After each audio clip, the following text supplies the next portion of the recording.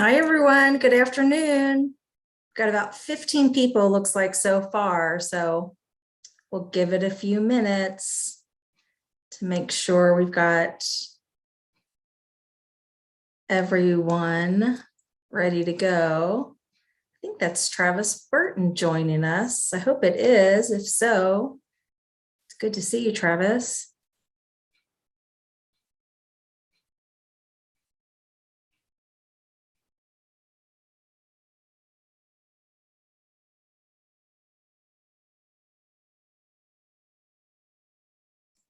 For anyone who's willing, we'd love to see beautiful faces. Feel free to turn your camera on.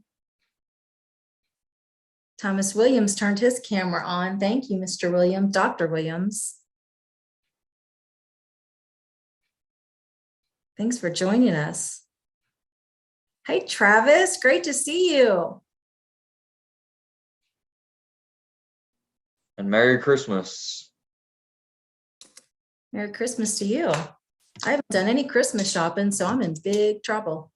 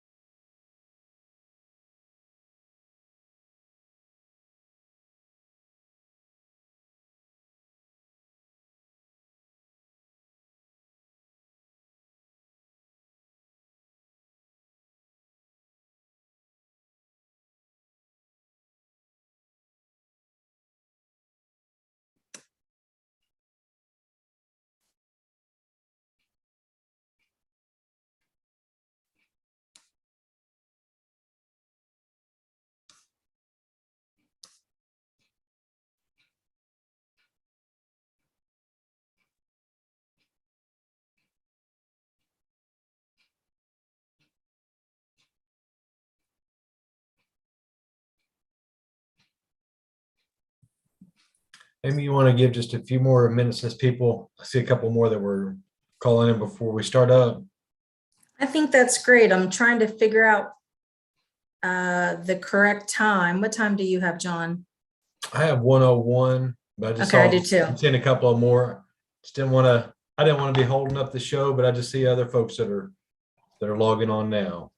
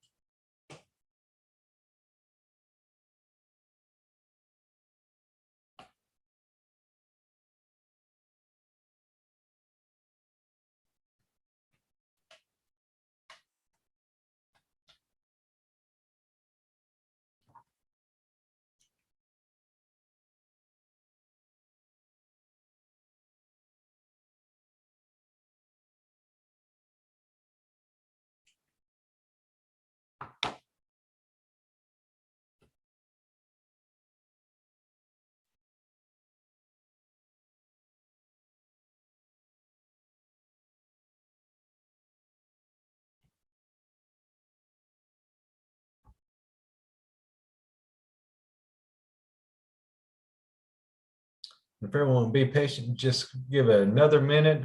Just saw a couple of more. They're just waiting for audio to connect, and then we'll have roll call here in just a moment.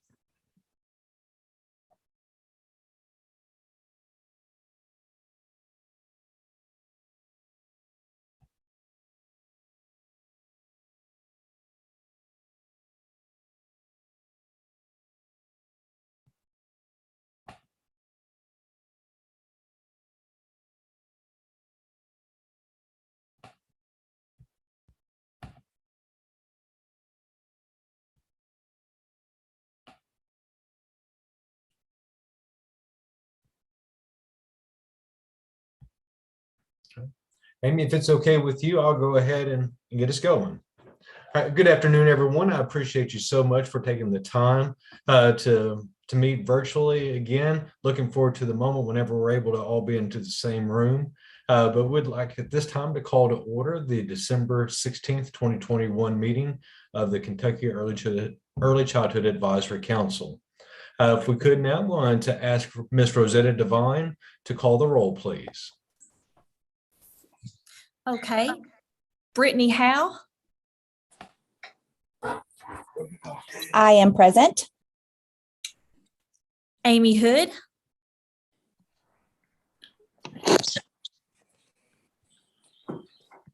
Tracy Stimmel, I'm present. Amy Smith,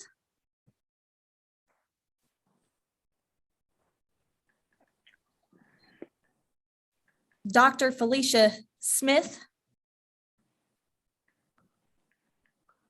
Rosetta, she's going to be a couple minutes late, she informed me. okay. Anita Dowd, Present. Dr. Bridges,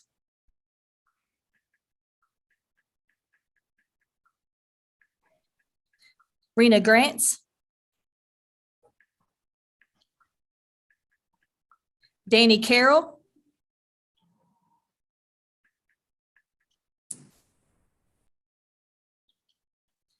Scotty Collier,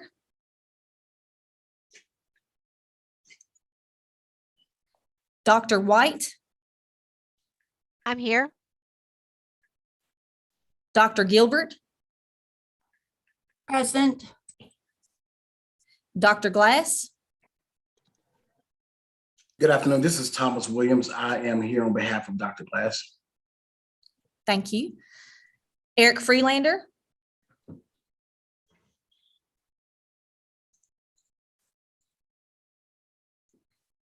Kim Fithian,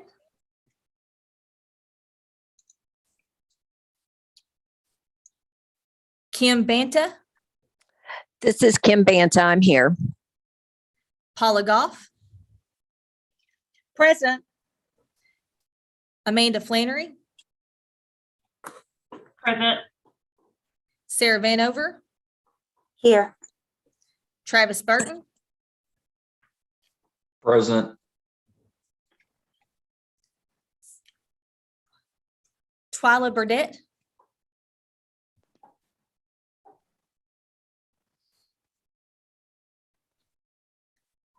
Beth Morton, I'm here. Dee Dee Cummings.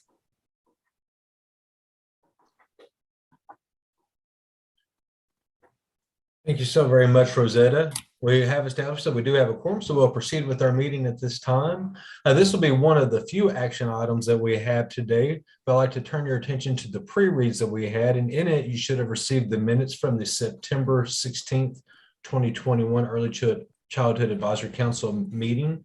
If you would take a moment to review those if you haven't so far, but then after you have, I will entertain a motion to approve.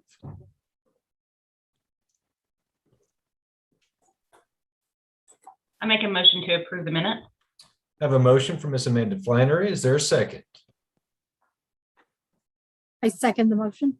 Second from Ms. Rainer Gratz. All those in favor, say aye. Aye. Aye. Aye. Any opposed? Didn't think that we would have. So with that, the minutes passed. So very well done, my friends. Next, we're going to turn it over to Executive Director Amy Neal, and we'll have her executive director update. Goodness, my friends, tongue-tied today. But we also have a video to show that was previewed at the Early Childhood Institute. So before we get into the video, I just wanted to say welcome. And, I say this a lot when we do this work, that we can do more together than any one organization can alone. And I definitely saw this at the Early Childhood Institute. I want to share this video. I'm so proud of this video. We had folks jump in and star in the video. We had timekeepers, we had presenters. We just had all hands on deck, and you all really helped lead the way. So some of you all saw this opening video, some of you did not. So I just wanted us to just take a few minutes and watch the video together.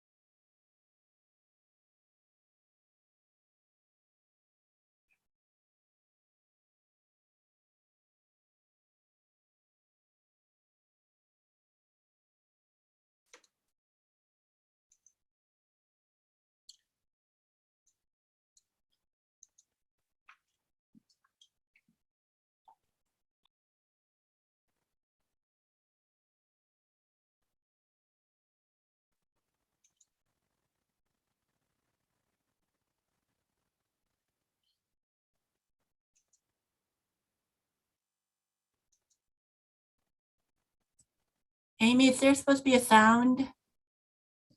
Rosetta, can you turn the sound on?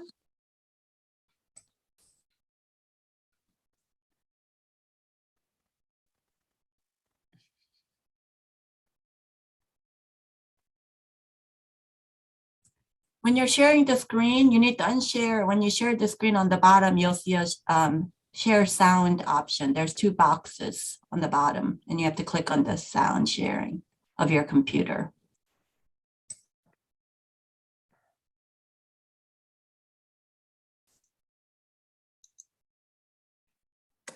Give it another couple, give it another minute here, see if we can figure this out.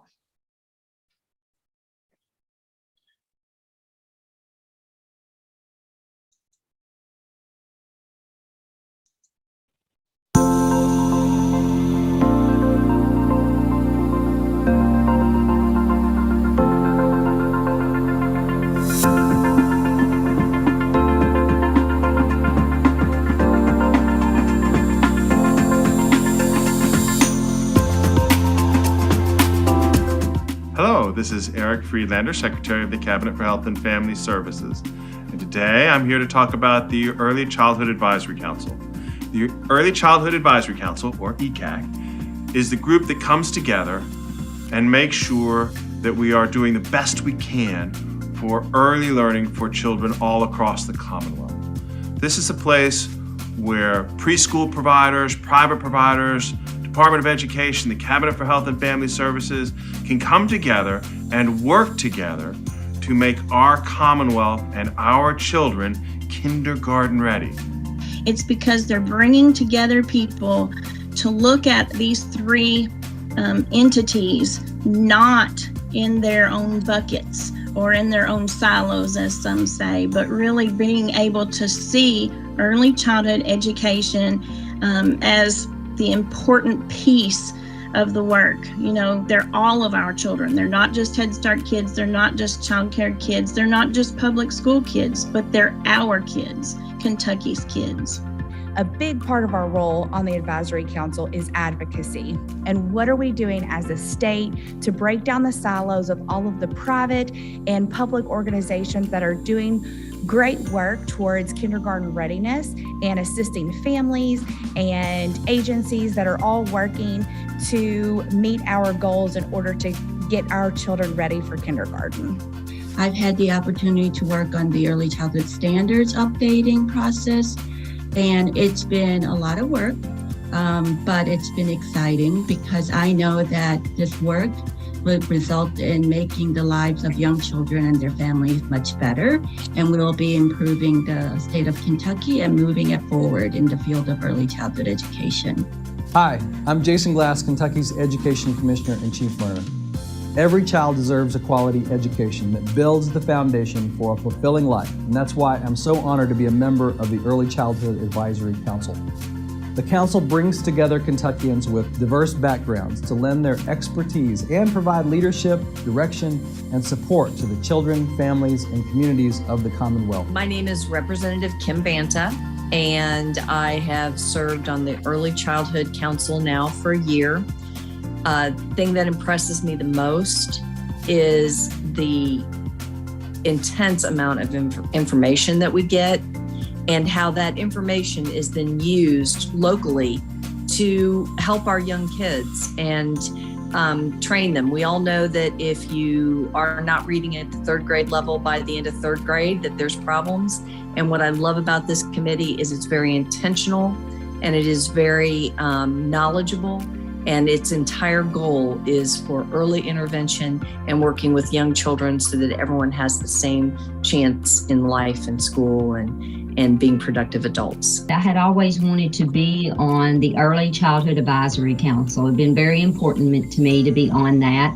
And I have been blessed in my career to have wonderful mentors. And I was asked to be a part of the Early Childhood Advisory Committee. And I was so honored to be a part of that. It has helped me in so many ways broaden my work skills, broaden my networking skills, and to learn more about what goes on across the Commonwealth. I believe that you have a pivotal role in lifting our profession and helping our communities to understand that you are a heartbeat of our community because you allow our families and our workforce to thrive, and you also provide our children with that strong foundation for success in school and life.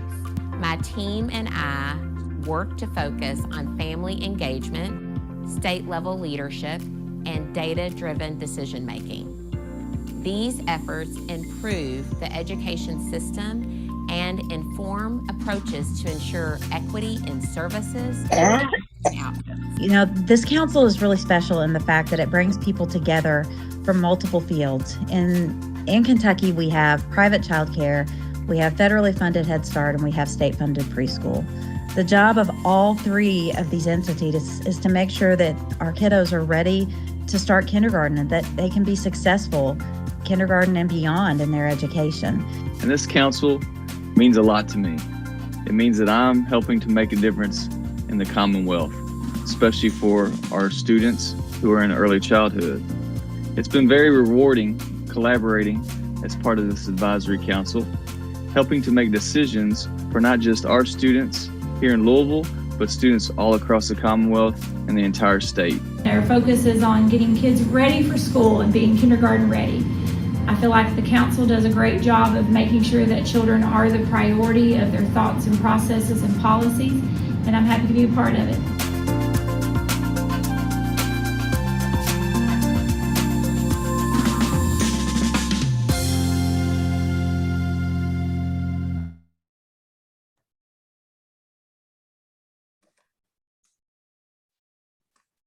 Virtual round of applause. I hope you all loved it as much as I did. It was a big hit at the Early Childhood Institute, I have to tell you. So moving on with the report, I'm going to give a couple overall updates, but I am really going to focus in on what our partners told us about the Early Childhood Institute, because you all may remember we really flipped it on its head and we had no idea what we were going to get, but we are super excited to share some of the data. So first of all, welcome Rosetta Devine, who joined our team, and she's helping out with some administrative support. I want to let you all know that our team has been invited to not one, but 2 national conferences to share our work. Virtual applause. A lot of it is around how we are growing and supporting the workforce. We're getting a lot of attention around our work around apprenticeships, but you know that work is integrated into our 5-year strategic plan. So we are very proud of that.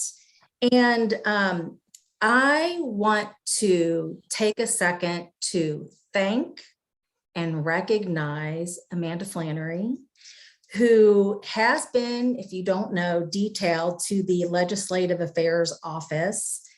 And we miss her. We miss her, but let me tell you what, advocacy and public policy is, girl, that is her wheelhouse.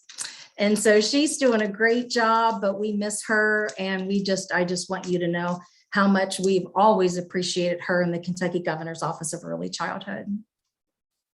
So I'm going to move on, and I'm going to share some data from the Early Childhood Institute.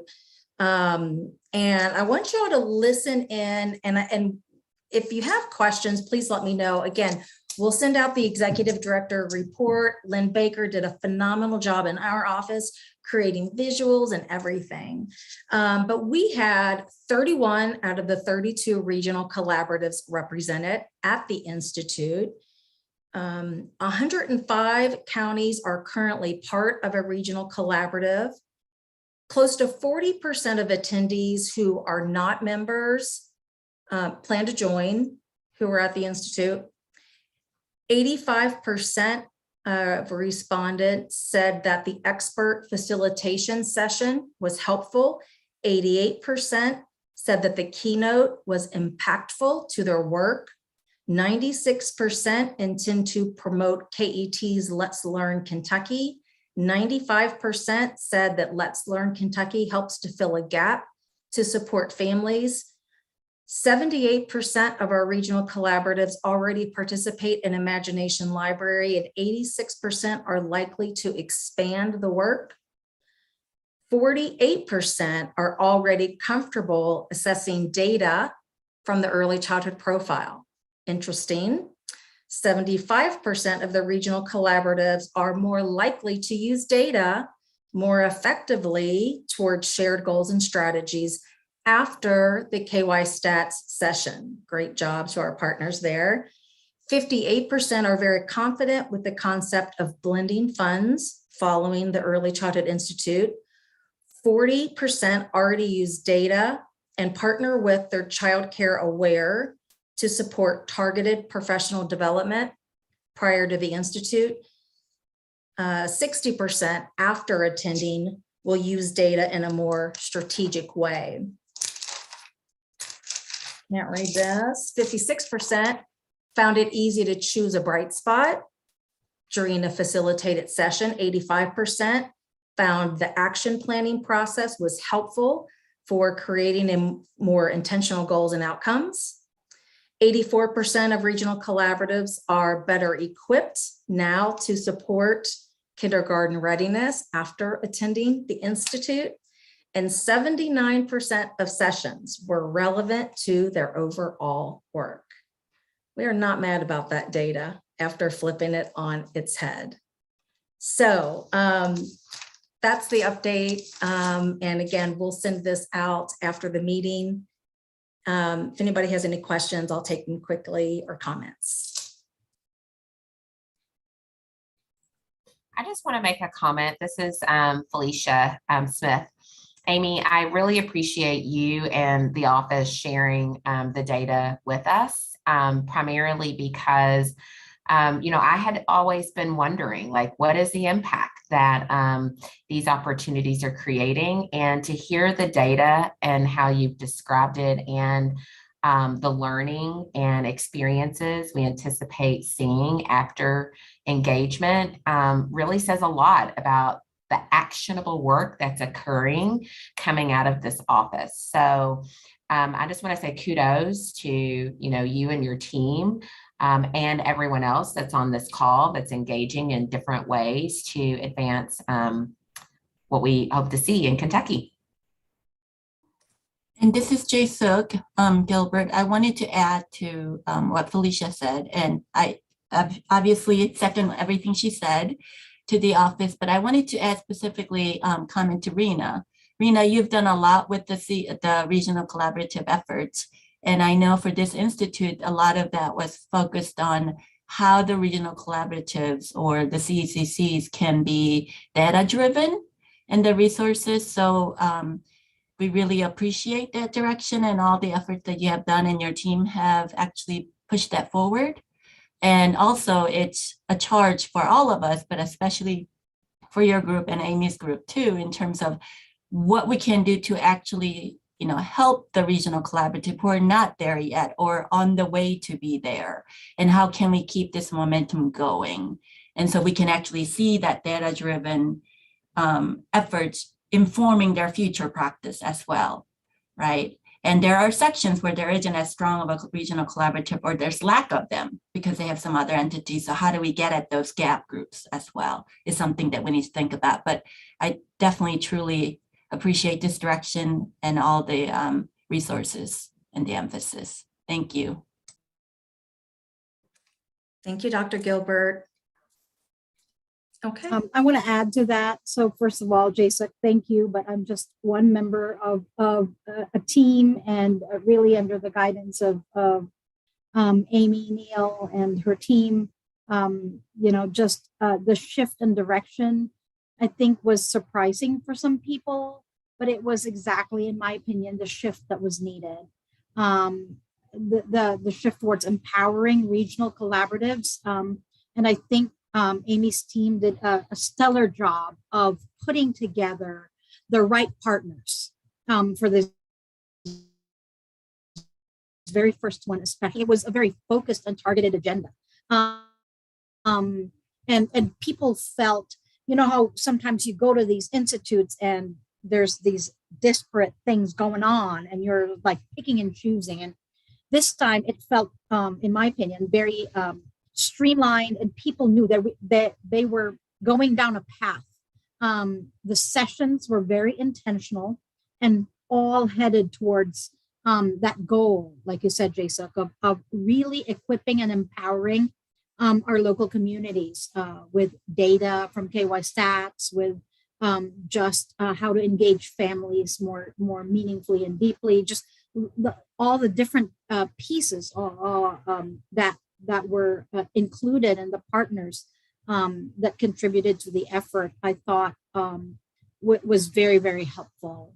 And I participated myself in our regional collaborative discussions, and it was so great to see these folks that had never engaged before and maybe came to the Institute with a different expectation, but really surprised and encouraged that their voice was needed and sought for. We wanted to hear what they had to say, and we wanted them to be engaged more readily and deeply and meaningfully, and they felt like they were very much a part of the process. So it's exciting. It was exciting for me to see that.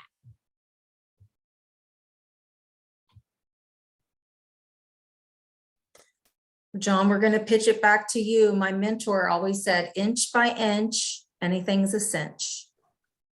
Right? Yeah, so we just keep moving forward and instead of engaging in the dialogue, such as what we're doing today. And I think that's a natural bridge for us as we move into our partner agency updates, looking back at where we've been and where we're going.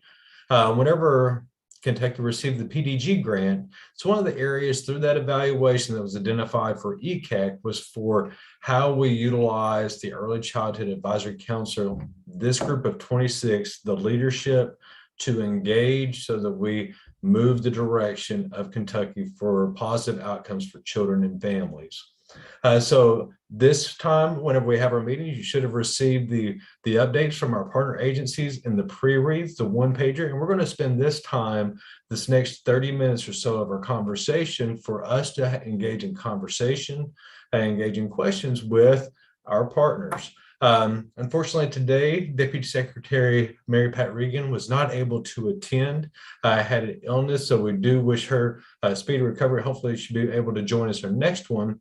But with Amanda Flannery serving kind of in a dual role capacity at this time, still filling in as that Head Start Collaboration Director, but also with the new detail, I'm going to make a little bit of a change to the agenda, if that's okay with everyone, and have Amanda go first. And she's going to be sharing some of the information of what's going on within the Collab office, but as well as some of the emergency response efforts for those that have been impacted, especially in the western part of our state. So Amanda, I want to shift it over to you now.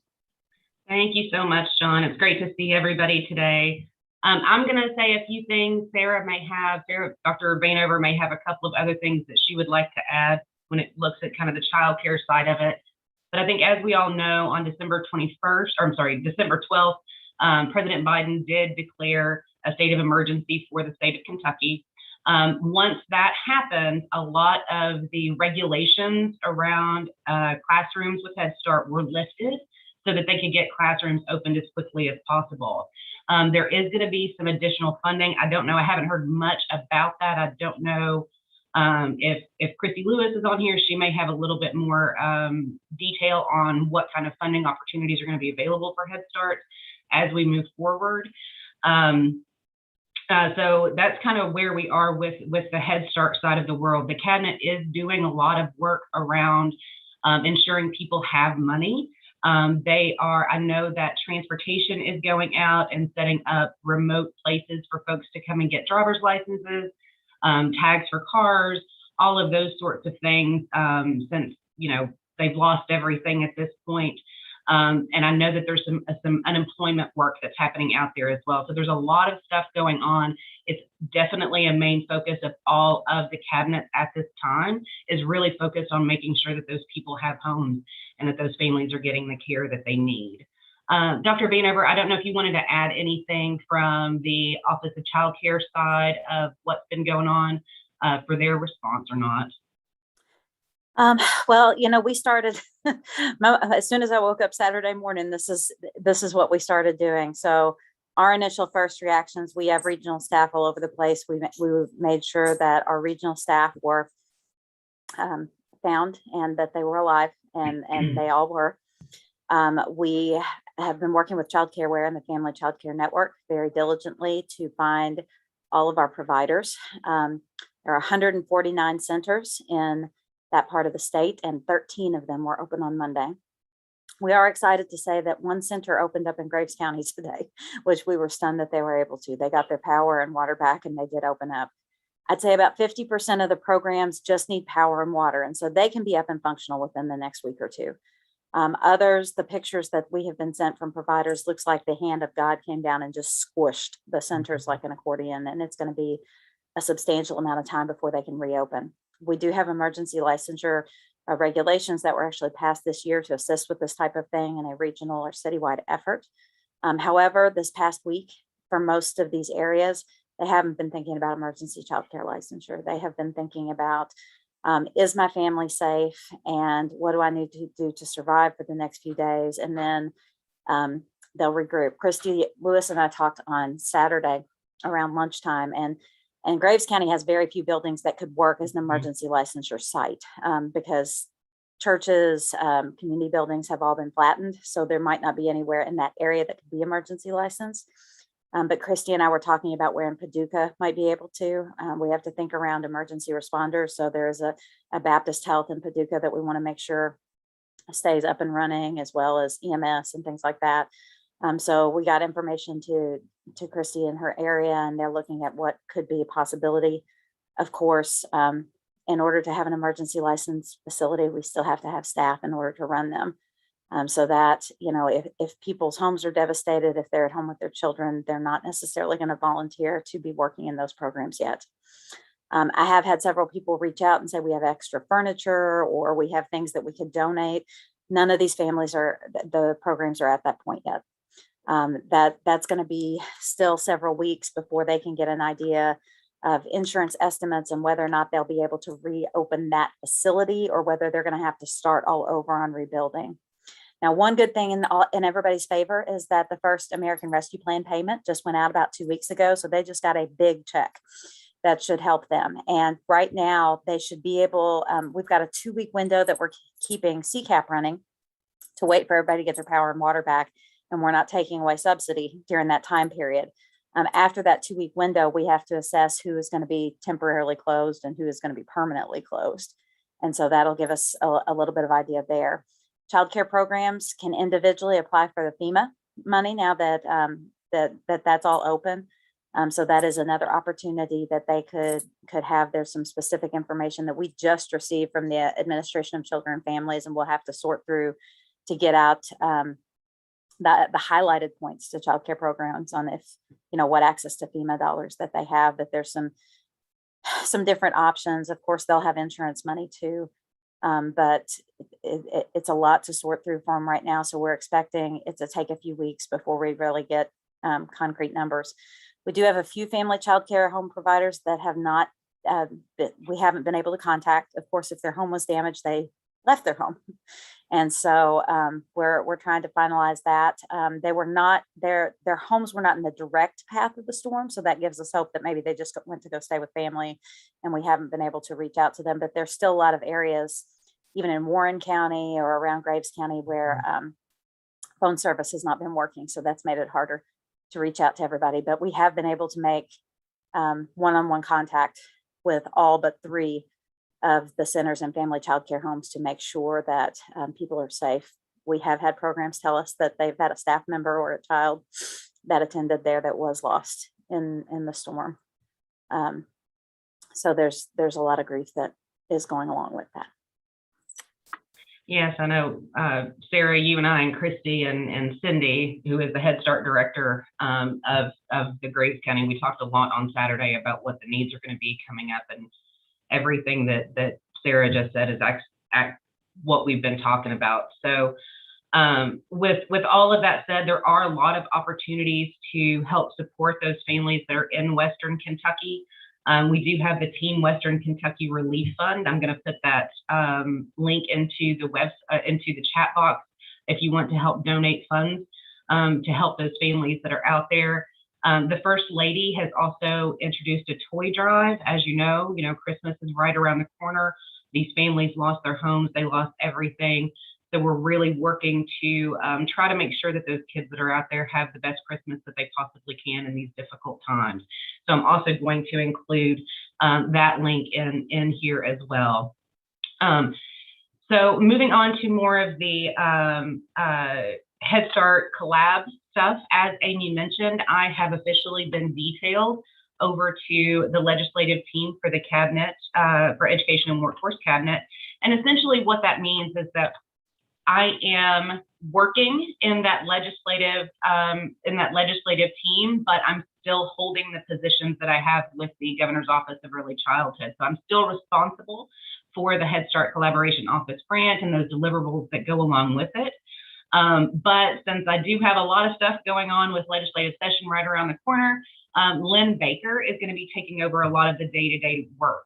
So she and I have been working together on some issues, including the rescue things that have been happening out in Western Kentucky. So if you do have questions, she'll definitely be the person to reach out to for the foreseeable future until I make my way back. You also might have heard that the Head Start program performance standards have been changed and updated to include masking for anyone that's in the Head Start from age 2 or above. It also includes a vaccine requirement in which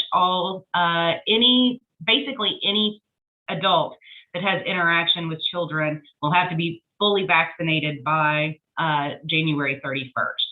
As of right now, that does not include the booster. That is just for the initial Moderna, Pfizer, or Johnson & Johnson vaccine. And every Head Start is responsible for tracking and maintaining those records because they will be reviewed by the Office of Head Start. And then kind of the last big thing that's coming down the pike for the collaboration office is our annual report is going to be due towards the end of next month. So as I said, Lynn and I will be working to put that information together. It's really just an update for the federal office on what we've been doing and how we've been reaching the deliverables of our grant. So those are the big things for me, sir. So I will turn it back over to you, Mr. Roden. Thank you very much, Amanda. Thank you, Dr. Vanover, for sharing the efforts, and our hearts and our prayers are going out with all the families affected. And just as Amanda had mentioned, and she put it in the chat dialogue, opportunities to provide support and assistance, or look to your local community action agencies or local Red Cross, because they are also providing those supports during this time of need. As we move on within our agenda under the partner agency updates, One of the questions that we have, and just kind of spur on conversation, next I have Dr. Thomas Williams with Kentucky Department of Education sharing with us, just really asking for if you can share any new projects, opportunities, or initiatives that are going on within the departments you would like to share with the council. Yeah, sure thing. So good afternoon to everyone. So for those who don't know me, my name is Thomas Williams. I am the Executive Strategic Policy Analyst with the Office of Special Education and Early Learning. And I'm here today on behalf of Greta Hilton, Associate Commissioner Greta Hilton, and Commissioner Glass. One thing that we're really, really excited about is the Dolly Parton Imagination Library expansion. So we're really excited about that. Kentucky Department of Education launched this initiative on October 26th of 2021. And as we know, this initiative is just an amazing initiative where we'll be able to put, books in homes and build libraries at home and put books in hands of families and children, which is absolutely amazing. So we're really excited about that. The goal is to reach more children and families to increase registration in the existing or any existing imagination libraries within communities. So if anyone would like to partner with the Dolly Foundation, you can reach out to Christy Krause. Her email address is CCROUSE, and I'll say that again. It's CCROUSE@imaginationlibrary.com. And I'll also put that information into the chat. She will be able to help you in regards to building or starting a program within your community. Another great thing that we're working on is we're continuing to move forward with the PBIS Academy. So that was something that we have been doing, but we're continuing to do that as well. So currently we have a new cohort starting next month in January. And so in total, we have 23 cohorts that have participated in this PBIS preschool through kindergarten academy. So we're very excited about that as well. Thank you very much, Thomas. We appreciate you greatly. And for those that have not had the pleasure of meeting Dr. Williams, I encourage you to do so. I had that opportunity at ECI just to talk with him for a few minutes. And during that time, and correct me if I'm saying anything out of line, sir, so I said, where have you been for the last 20 years? Because he's just a wealth of knowledge, and we welcome you to the ECAC today and look forward to working with you in the future. Thank you so much. Next, we're going to circle back around to Dr. Vanover with the Division of Child Care. And Sarah, if there's anything in addition that you'd like to inform the council of, any other projects, opportunities, or initiatives that are going on that you would like to share? There are a lot of initiatives getting ready to start with American Rescue Plan money. We kind of got through the first phase of things. First round of stabilization payments went out. Preschool partnership funding has gone out to schools participating. But I had a meeting this morning about 5 new upcoming RFAs that will be going out that people can apply for.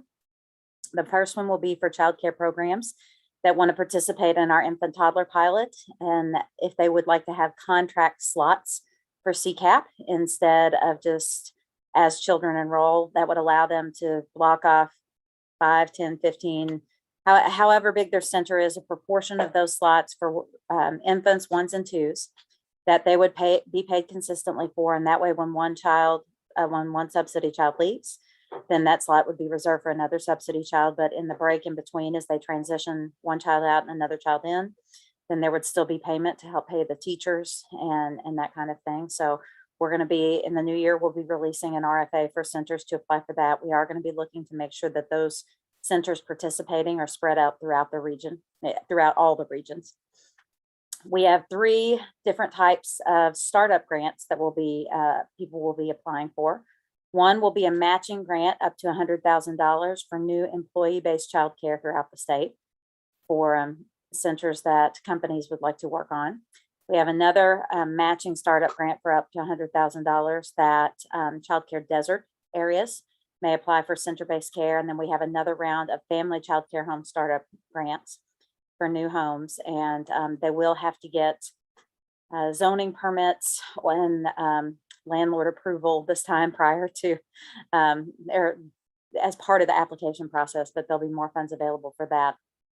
We also will be launching a facility repair program up to $10,000 major facility repairs, things, when we initially created this, we thought it would be okay. You need a new roof and you haven't been able to pay for it. You need a new hot water heater, industrial washer dryer, those kinds of things. Something that helps the health and quality of the center. Now I think we probably have a lot of people in Western Kentucky that will be applying for facility repair grants, but all of those projects will be launching in the next few months, as well as round 2 of the preschool partnership grant for schools that would like to participate, but wanted to wait until the beginning of the next school year instead of starting mid-year.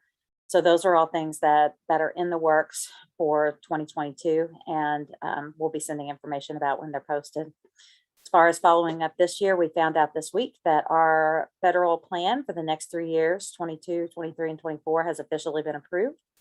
The final version will be posted on our website, and that's really exciting since it took us 9 months to do all that work and get it approved and completed. So that's thrilling as well.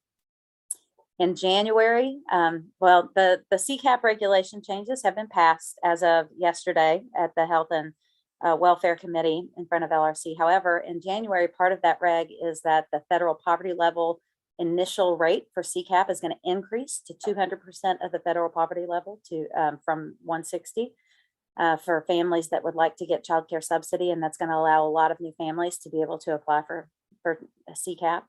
And so that'll be a great change coming in January. And we'll see how that goes. Right now, it's being sustained through the American Rescue Plan funds for the next several years. And we'd love to see if it could be a permanent change in the future if we have that opportunity. And then we are working with the third-party company now to help with all the sustainability payments. They've been doing webinars this week for anybody who has questions. We're transferring all the technical assistance to them. There's another webinar today, later this afternoon, for childcare providers who need any assistance with that. So that's just getting that information out there, who to contact, and been spreading that information. And then honestly, a lot of this week has been disaster recovery with a strong focus on that. And I'm so grateful for ChildCareWare and the Family Child Care Network and all the help that they've given us to reach out to our providers and to assess their needs and if they're safe, because they've been a huge asset. Well, there is no doubt that your shop and your team has been quite busy, along with the Department of Ed. Well, all of our partners have been. We appreciate it greatly. I also look forward to engaging in those conversations of how these next steps roll out as we're moving forward. Are there any questions or any conversation around Dr. Vanover's update of the initiatives that she shared before we continue moving on through this section of our partner agency updates?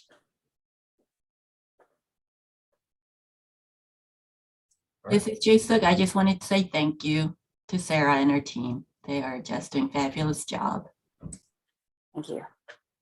And thank you for that, Jason. I think you speak for everyone on that. Just that thing, because the lift has been a huge lift, no doubt, throughout COVID, but also during this past week, and we appreciate it greatly.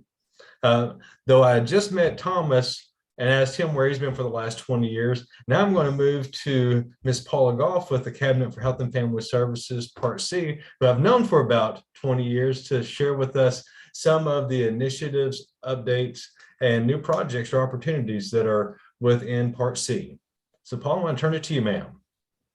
Well, thank you, John. And not quite 20 years, but almost 20 years. Getting close to it. 20 years. But as you've heard from those who spoke before me, the disaster this week has, over the last weekend, certainly has had impact on both hands and first steps. We have staff identifying families in the affected regions. So that's trying to reach out to them. Some of them they've been able to get a hold of without any problem and verify that they're safe and they have what they need.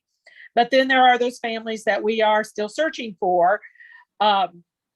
We do know of some families who lost their homes and everything in it, and so they're getting restocked. But a new issue that has come up that I don't hear many people talk about is the fact of families with very young babies living in the shelters. And that's wonderful that they have the shelters to go to, But what happens, we have a number of young moms and dads who are co-sleeping with their baby, and that's a high risk for an unexpected death in a child.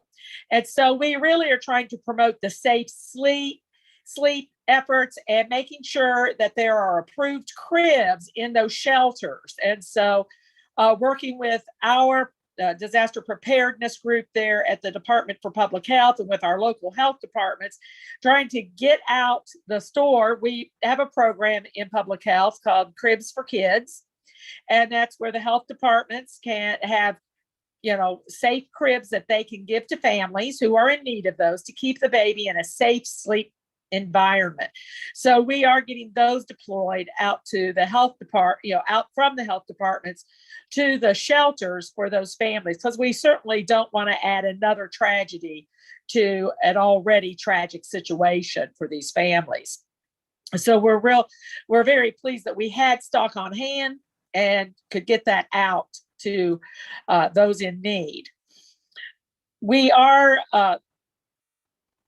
most of our programs are, all of our programs are open. They're working, diligently. Hands will be, we hope, knock on wood, will be introducing new policies and a new data system for Hands to bring Hands back up to current day. So we're excited about that, and that will happen over the next several months. We hope it's all completed by July 1. But as you all know, moving to a new data system sometimes has a schedule of its own. But we're very excited about that. Hands has been planning their institute. Dates have changed again and again, so it's still in the planning stage. But we're hoping by next fall that they'll be able to do their Hands Academy, which would be a face-to-face opportunity for all the Hands staff across the state. Early childhood mental health is just working tremendously well with childcare. They're running, you've heard of parent cafes. They're running provider cafes for childcare providers. These have been very well received and attended. These are opportunities for the childcare staff to get to talk to one another, to get to build and make connections with other centers and their colleagues across their region. And so we've been very pleased with how that has moved forward. And that's a collaborative project with Child Care Aware and with Sarah Vanover's shop. So we are really pleased with how that's moving and how that's going. They have provider cafes twice a month and in all of the regions of the state. So there's an opportunity now. My guess is Western Kentucky is going to see a big hiccup with that going. Although I do know our early childhood mental health specialists are working hard to figure out how they can make that happen and reach the folks, given that they've had now another layer of a tragic event and devastation to their business life and to their personal lives with the tornadoes. So we're glad that we're there to help and support them. First Steps is moving right along. I am glad to report that we're getting more and more children are getting referred. So we're pleased with that. This next spring, falling into the summer, we will be doing a Child Find campaign that's professional and is deployable across the state. We will also be doing a similar type campaign for providers, because that is a chronic issue in First Steps. Are certain types of providers in particular are chronic, is a shortage. And so we'll continue to work on that and get that out. The other big thing that we're doing in First Steps is beginning in January, we will start a work group to look at a reimbursement restructuring. Our current reimbursement system is based upon location of services, and we're moving that to quality. We feel that that's the important factor at this time for our families that know that they're getting quality services. So we have some big training programs going. We've been collecting a tremendous amount of data and have a lot of resources for that work group to to venture through and help us design that new reimbursement that we will be asking the cabinet and the legislature to approve. And I think that's about it, John. Just had a few things going on there. But no, we Just a few. appreciate it so very much. Are there any questions or any comments for the council with Paula with Part C or any of our other partners? So this is Jae-Suk, and for Paula, I had a question. You said that there's more referrals to Part C. Do you have any data? What's helping with that? Is there certain entities that have been? Do you know anything about tracking which providers or what? We collect data. Our data set that we collect has two questions, who made the referral, but then how did they hear about First Steps, so that we can get an idea of who is picking back up. Right now, what we're looking at is it's primarily physicians. I think that families, had pretty much stopped going in for well baby checks and those types of things. Now they're getting back into that regular health care, and that's made a difference.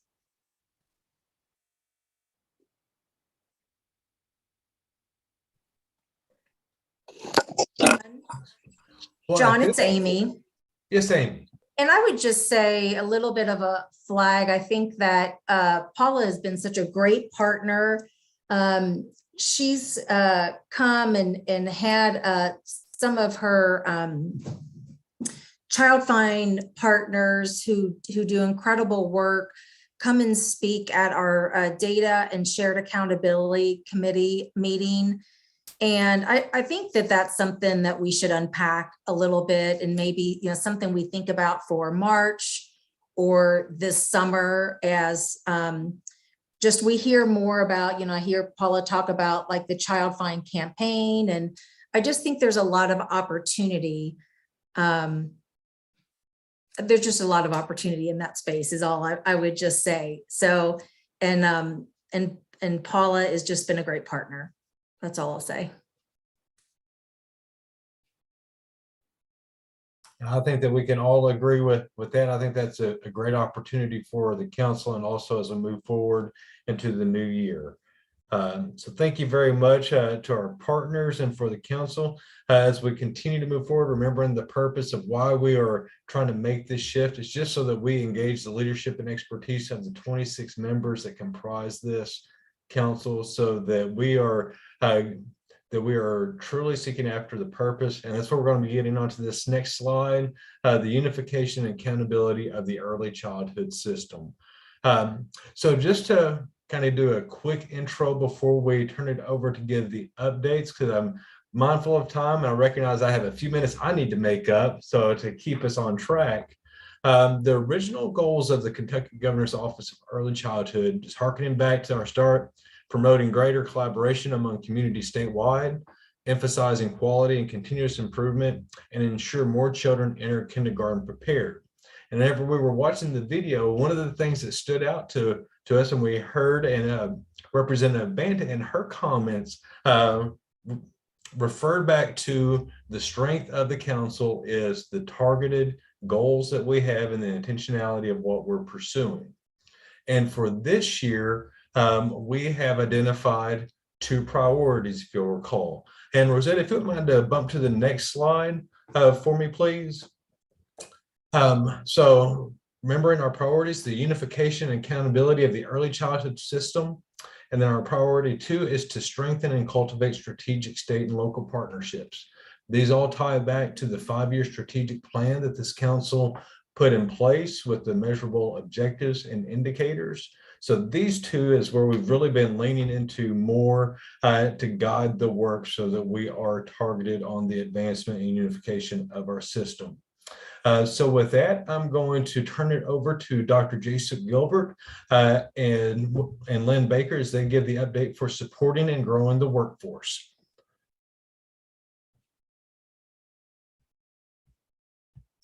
Okay, so we should go to the next slide. Thank you. Okay, so as you see on the slide, the Governor's Office of Early Childhood is supporting and growing the early childhood workforce through these intentional strategies so that we can create a larger and sustainable impact.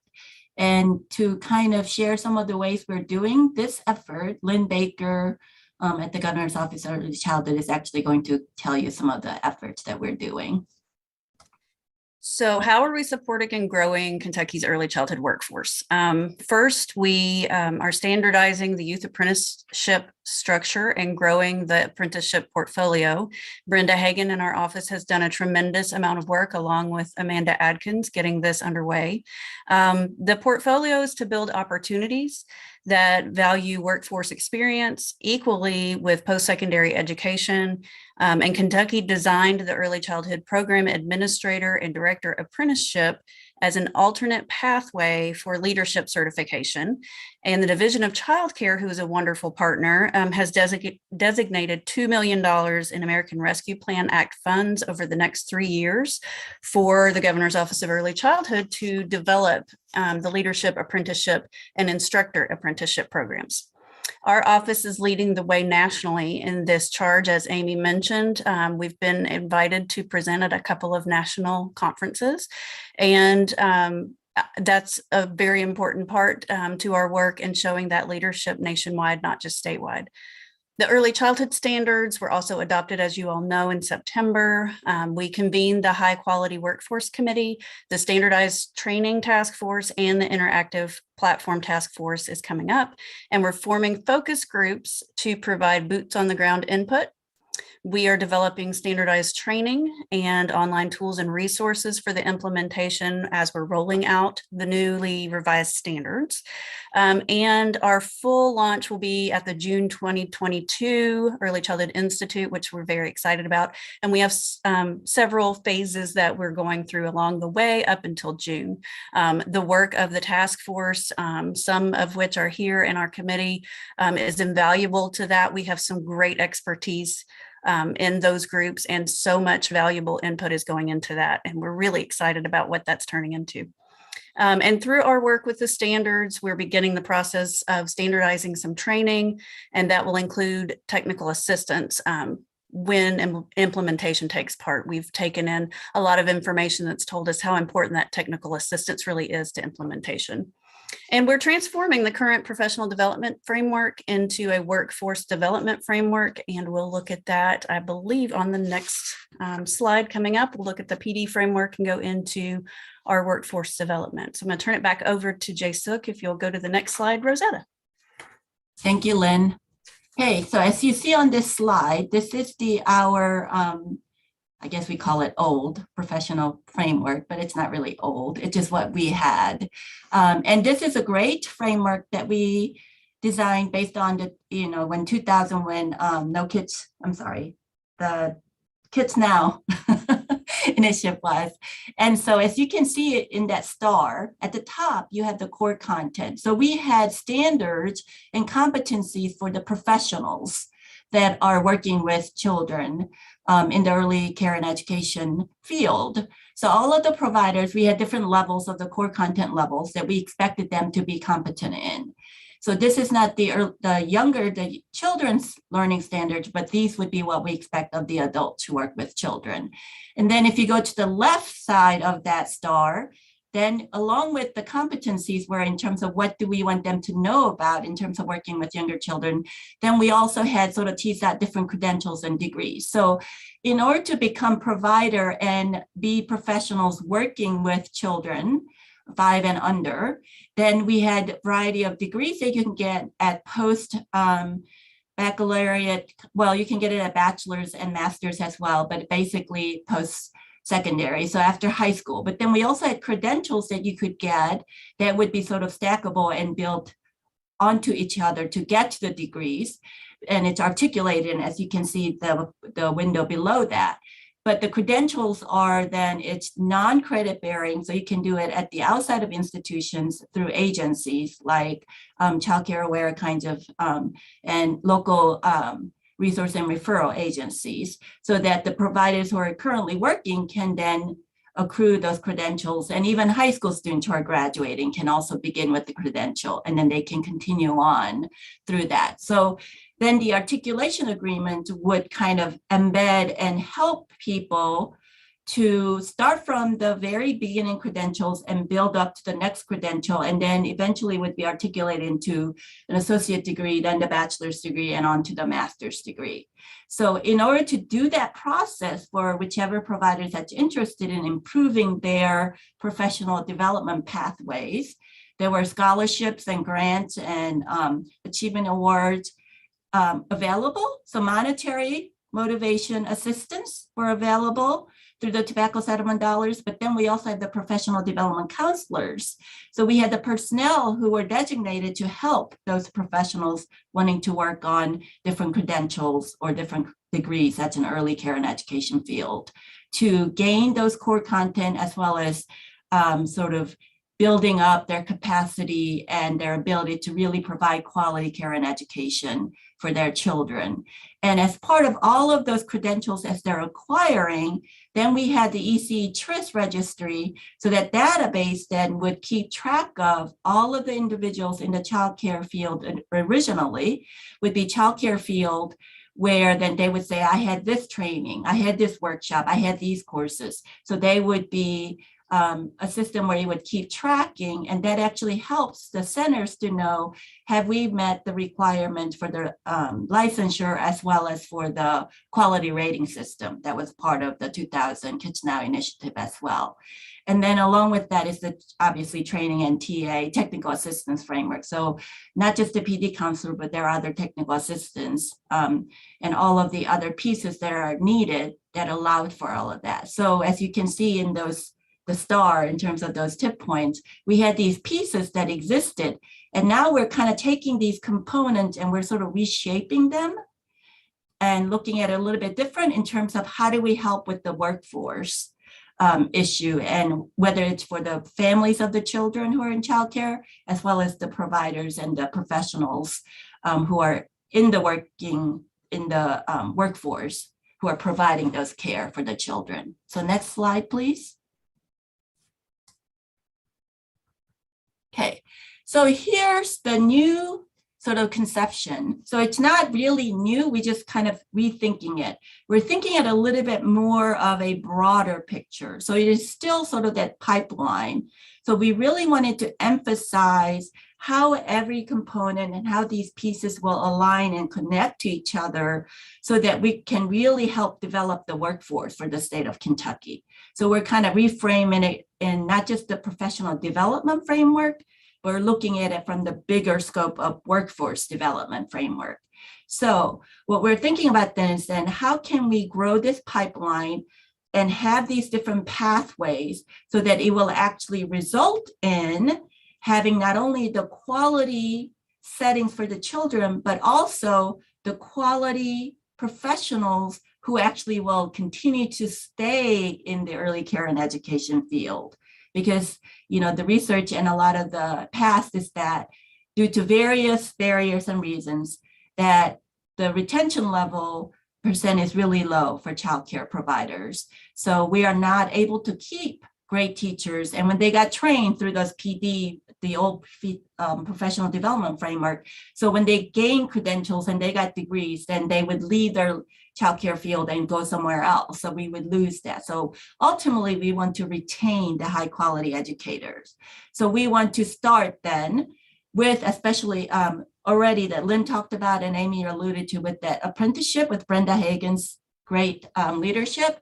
So we are thinking about how can we expand the apprenticeship opportunities and the career and technical education opportunities. So we can start early on, even before they start, whether it's higher ed institutions, but even from the high school, and even if they're not in high school, well, they have high school degree, but not in college, for example, they're already working in the field. So what are ways that we can grow that? So we start this beginning pipeline, and then we have to think about how can we reduce the barriers so that they can continue to climb up those articulation levels and the career ladders that will eventually lead to that sort of the, whether it's master's degree or whether it's bachelor's degree or whatever that ultimate goal might be for each individual. So we wanted to then think about what are different pathways and how can we help them do it a little bit more efficiently and even faster. So we call it accelerated path to professional advancement. And part of that would be options would be like micro-credentialing, where you can stack different credentials. And then we already talked about articulation agreement between different entities that provide these workshops and professional development opportunities, and with the apprenticeship as well, and those with the growing the pipeline. And then we also have to look at then those individuals who are experienced, but they may not have sort of the traditional route in terms of their background education with credit.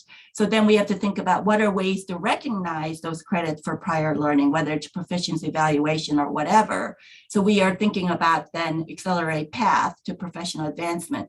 Now that scope of work is mostly up to sort of the higher education entities. But the growing the pipeline, obviously, it's definitely under Governor's Office of Early Childhood. And as you know, Brenda's already heading that with Rena. And then the retaining the high quality educator force is where then we want to make sure that what's going to keep them in this field. So we definitely want to recognize their professional accomplishment. We also want to provide their working atmosphere, and the culture is where they feel like I'm respected. And this is a positive climate for me to stay here. And another big part is, of course, how much they're getting paid. So, trying to think about those compensation opportunities. And Sarah already talked about some of the compensation opportunities that is being offered now because of this additional funding that we have. But as she said, a lot of these compensation opportunities, this is sort of the pilot now, and hopefully we can figure out some way of making that sustainable and making it a part of the early workforce development framework for the early care and education. So in that, especially, and Lynn already talked about that, with the standardization of the training with this new revised early childhood standards, which will then help with those of the quality. And we're really looking at the dispositional aspect of children learning and how can adults help with that. And so the standardized training task force then will really think about what are essential components that's needed. So whatever training that's being offered in Kentucky to early care and education professionals, that it is a quality essence, and these critical essential pieces are covered no matter who's offering it and where it's being offered. So that is standardized not to make it restricted, but standardized for the quality purpose. And then we have another task force where it's interactive platform, so that whoever the person might be can access the early childhood standards, the revised ones, and other information in future, so that they can then go in and sort of manage and that put in whatever designated that they want. So it really is personalized for them, and it's really accessible, and it's the needed information that's relevant for each entity to be able to do that.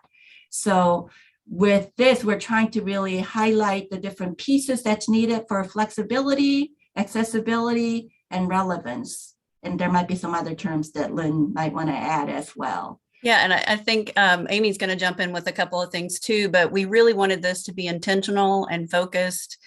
We wanted to make sure that what we're doing is targeted and looking at making sure we're fitting all those needs. There are different educational needs and different pathways that people take. And so part of this work is really about that and growing the workforce. And Amy, you want to jump in with a couple of points? Yeah, I think, Lynn, you've got it. And Dr. Gilbert, we thank you so much for your leadership. But I think, Rosetta, go back to that original STAR slide from, what was that, 2020? So if we look at that, and it was great, whoever created it. And then if we go to the new slide, it really, the one that Dr. Gilbert was just talking off of, Rosetta, it's very, the one that Dr. Gilbert was just talking off of that said framework, this one right here. It's very intentional, it's very focused, and it's directional, right? We have a very, very small staff, and we cannot do everything, right? So we have to be very focused in our work. So we're really, really focused on growing the pipeline, paths to professional development, and retaining a high quality workforce. So sort of like that's our North Star. And so just really focused in on that. And so those are the things I really just wanted to reinforce. Any questions on any of that before we go to the next slide? Okay, Rosetta, if you could go ahead forward and we'll watch the chat and see if anybody has any questions there.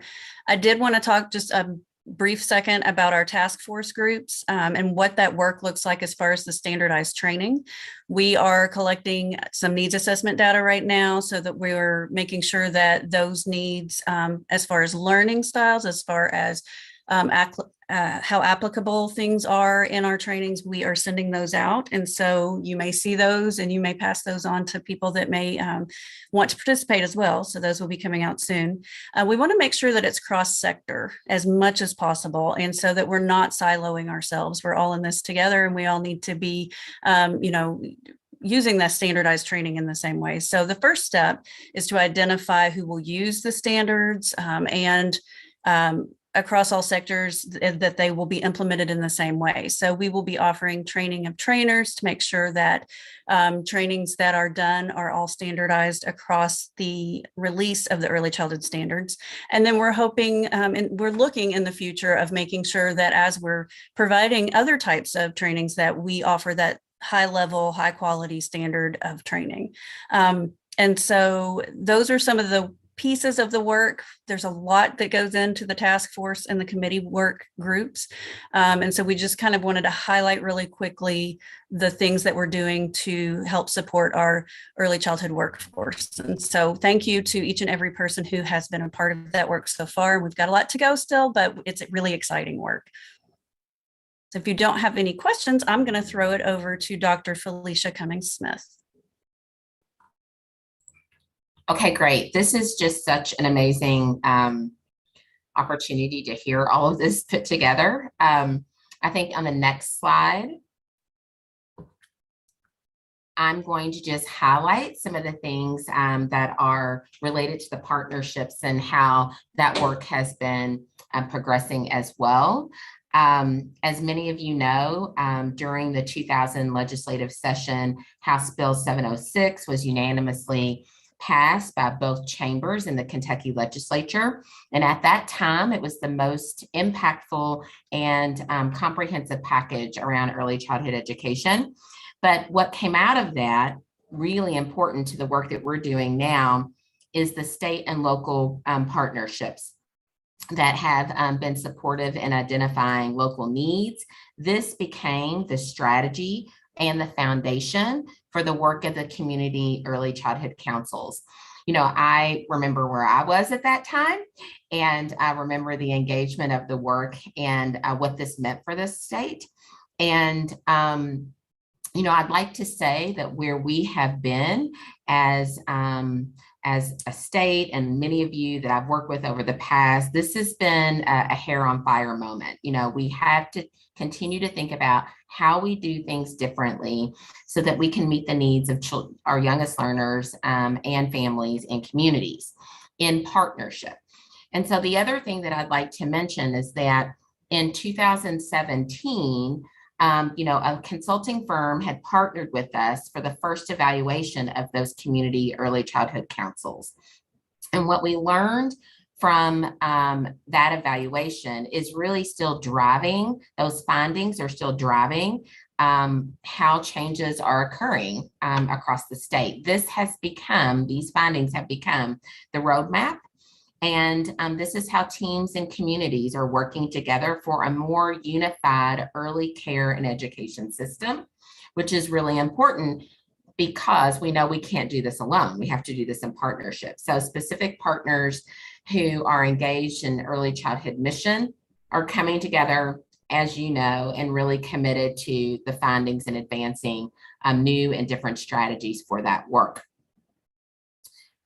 We've had significant improvements, and you know, I think we can all reflect on everything that's been shared to date on this Zoom meeting around creating equitable access and opportunities for children in the first 5 years of life, and how we have come together to strategically make investments differently. And so, you know, I'm most proud of being a part of this work at this moment in time because I can see firsthand the impact on policy and practice that is happening across the state under the leadership of this office and this council. So I'm thrilled about being a part of this and how we are all redirecting and redesigning resources to advance partnership in a positive way to impact practice and policy.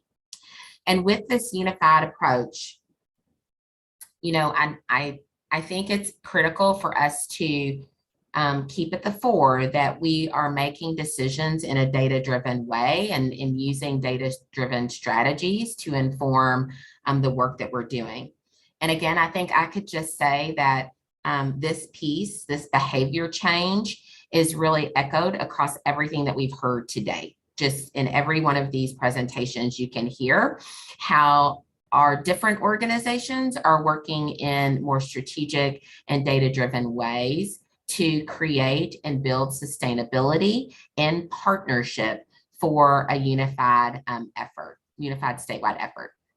So I'm going to ask Megan if she's on, if she wants to add anything else to my comments. Thank you. So as Felicia mentioned, change is hard and it does not happen overnight or even over a quick period of time.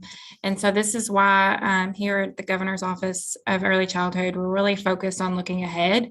We're always looking for ways to improve for our partners and how we can make things easier, more efficient, more unified, with the overall goal to work smarter and not harder. We know our partners and our regional collaboratives are the boots on the ground, and we want to support them in the most efficient and impactful way that we can. So one of the things that we're doing to move towards that is this upcoming year, we're moving to a 2-year grant for our RFA in order to help support that process of elevating and amplifying our data-driven strategies and programs in our communities, targeted around those Kentucky bright spots that I'm sure you've heard us talk about. And as you also know and are invited to, and we always appreciate your participation in, we have our bi-monthly webinars that we do through our office. And this schedule was based on the analysis from the RFA that was presented to you all, the Early Childhood Advisory Council, in last year's spring.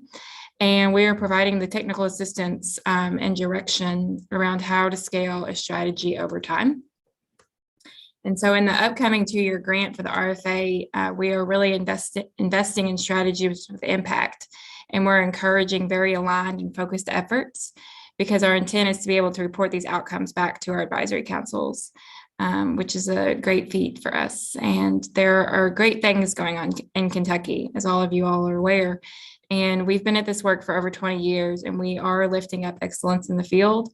We're making intentional and strategic connections with new and existing partners to help get the work done. And a prime example of this would be a recent conversation that we had the privilege of connecting around family resource centers and national centers for family learning. And we connected them together to get those partners together. And Felicia was very involved in that. Felicia, would you like to speak on that a little?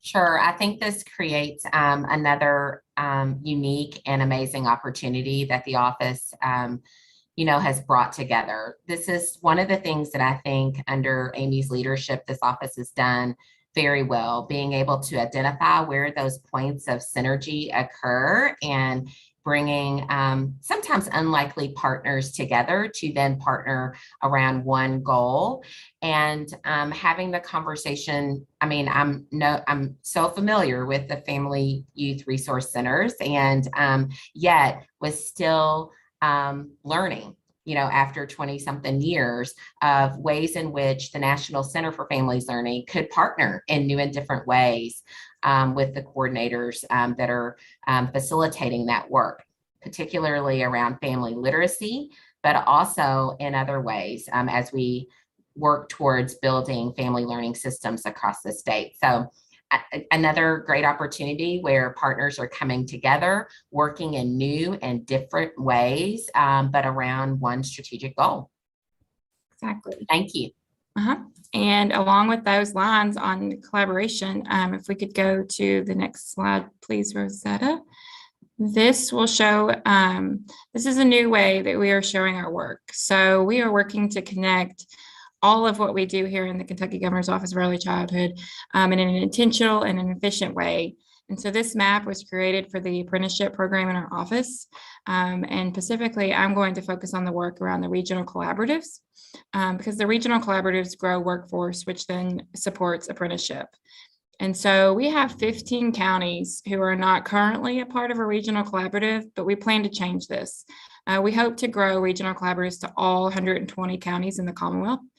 And we are doing this by connecting all of our birth through 5 partners. We've hired on a consultant team, Compass Evaluation and Research. We are offering scheduled office hours for our regional collaboratives that are focused on subject matter expertise. We plan to help with coordination and subcontract with visiting scholars of state and national experts to provide webinars around identified gaps in Kentucky and provide targeted technical assistance and guidance. We're working towards core approaches and partnership that will ensure core mutually reinforcing strategies and programs, which we are referring to as our Kentucky Bright Spots, and services that can achieve community results. We plan to use the data that we find as a flashlight to illuminate the best practices and challenges that we have. And we really are looking forward to the opportunities ahead of us. Are there any questions around this information or the map?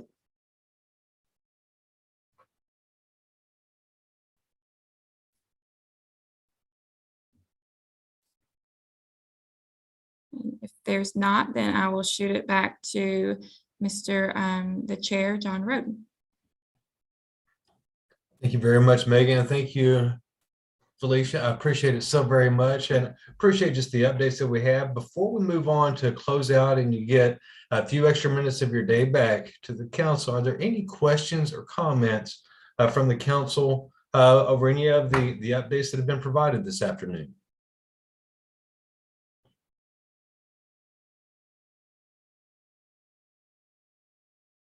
So I have practiced my standard teacher wait time. So now I'm going to go ahead and move forward. Kind of as we close out today's meeting and as we prepare, it's always important for us, okay, well, we've received quite a bit of information. We've had updates. So what's the next thing that we do? I think that one of those is looking for those opportunities to engage in, reach out as council members to your local regional collaboratives, just kind of see what's happening in your backyard. If you're outside of the Frankfort Beltway, or if I'm outside of my area, just check and see what's going on so that we can make that connection from the council back to the local communities and getting the conversation flowing. Also, I want to thank each of the council members that participated in this last ECI, had great participation, presentations, and coming out and showing that support. If you weren't able to join us the last time we met, don't worry, there's another one coming for you. So go ahead and mark your calendars for March 15th and 16th as tentative dates for the, well, I guess that would be the spring at that point. Oh my goodness. For ECI, March 15th and 16th. This conference will be focusing on leadership, but also, as we heard today, that expansion of the apprenticeship portfolio. It's ways that the work that we're doing within the state supports the workforce development and really bridging the gap for those children and families that are most at risk and in need, so that we provide equitable access in a unified and accountable system for early childhood care and education. Before I close out for today's meeting and ask for a motion to adjourn, thank all the presenters, the work that's going on in the meetings behind the scenes as we look at how we're going to really unify. I was watching the chat box, and that's one of the things, the unification. And a society and a world that's so easily to get divided and focus on what our preferences is, the things that we disagree on, we can all as a council agree on what's best for children and families, and that's serving them and serving them well. I wish each and every one of you a very Merry Christmas and spend time with your families, with your loved ones, with food and fellowship. And if there's no other comments from the council, I will ask for a motion to adjourn. So moved. We have a motion from Amanda Flannery. Is there a second?